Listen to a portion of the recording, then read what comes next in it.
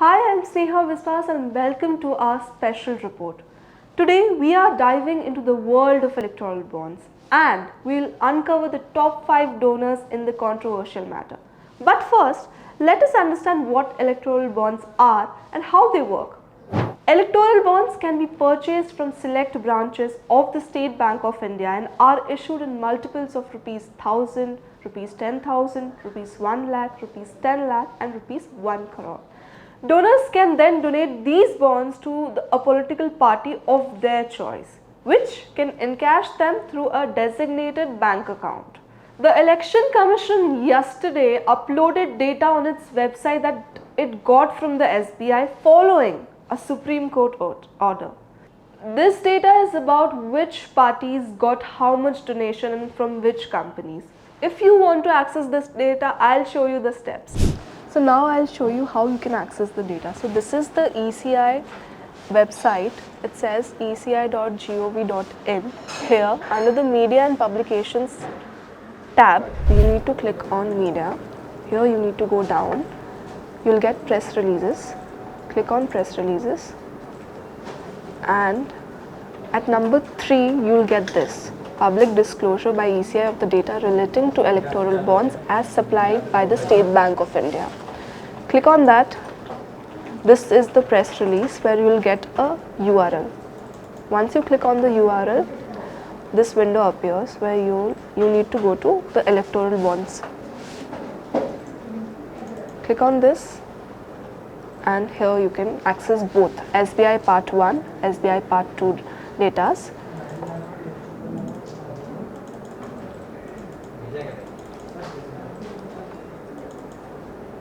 So these are the list of companies and these are the amounts. The number 1 purchase of electoral bonds in the data released by the Election Commission on Thursday is Future Gaming and Hotels Private Limited, run by Santiago Martin.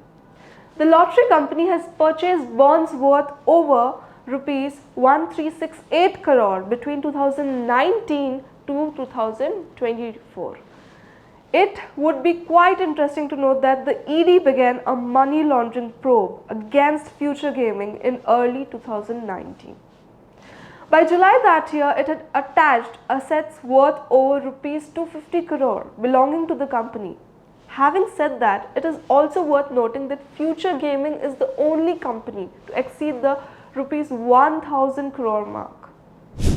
The second largest donor to political parties is Hyderabad-based Megha Engineering and Infrastructures Limited, that is also known as MEIL, which has bought bonds worth rupees 966 crore between 2019 and 2024. Run by Krishna Reddy, Megha Engineering is involved in marquee projects of the Telangana government such as the Kaleshwaram Dam project. It is also building the Zuzila Tunnel and the Pulavaram Dam. Qwik Supply Chain Private Limited, a little known company with registered address at Navi Mumbai's Dhirubhai Ambani Knowledge City DAKC and having links to Reliance Industries. This company was the third largest donor to political parties using electoral bonds. It bought around 410 crore of electoral bonds between financial years 2021 to 2022 and 2023 to 2024.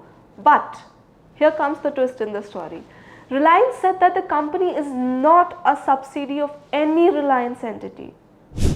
Moving on to the next, Anil Agarwal's Vedanta Group is the 4th largest donor, having purchased bonds worth rupees 400 crore, with the first tranche being purchased in April 2019 in the period. Notably, in mid-2018, ED claimed it had evidence related to Vedanta Group's alleged involvement in the bribe for visa case, where certain Chinese nationals were given visas by alleged bending of rules.